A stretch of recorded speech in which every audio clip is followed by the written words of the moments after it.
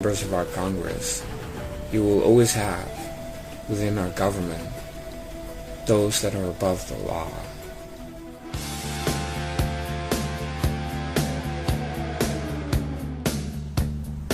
Hey, it's me.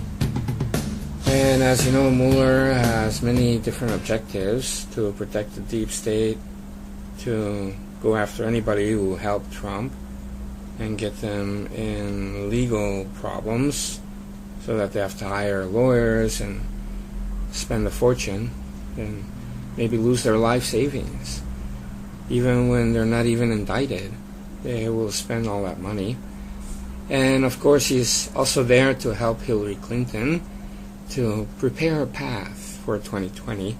That's one of his objectives. But then you also have some favors for Choco that he's doing. For example, you know, that Jerome Corsi. I never listened to the guy, but I see him as an old man. You know, he's making a living online, and, you know, he's not a player or anything like that. And he's like, you know, a 70-year-old or a 75-year-old, but not a Trump type of 70-year-old. We're talking about like a real grandpa, and like a step away from a heart attack, you could say. And Mueller is putting all kinds of pressure on this guy. And it's so unseemly, it's so grotesque that I call it an abuse of power. And make no mistake, Robert Mueller kicks on that. He really likes to go after people that cannot defend themselves, old people, women, young people, and intimidate witnesses. And he has the power of the government behind him. And he's a sadist in that sense. And he gets his kicks from it. But going after Corsi, I know he wants to somehow link WikiLeaks to Roger Stone, who then is a connection to the White House, something like that.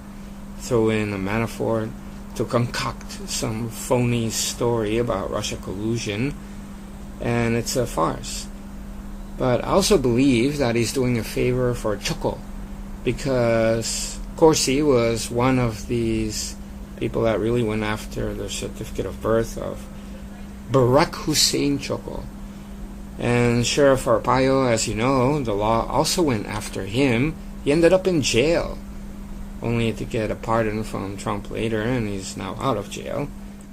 And how about Dinesh D'Souza? Same, ended up in jail. Isn't it awkward and interesting and a coincidence, when it's of course not a coincidence, that all these people that really went out on a limb and were asking about where Choco was born and his certificate of birth, they all end up in jail, persecuted and prosecuted by the Choco government. And now you see Mueller doing the same thing to this Corsi guy, and of course President Trump himself. And so you know that Choco wasn't born in the USA. I mean, they're going out of their way to silence and punish and prosecute and persecute anyone who dare to ask about where Choco was really born.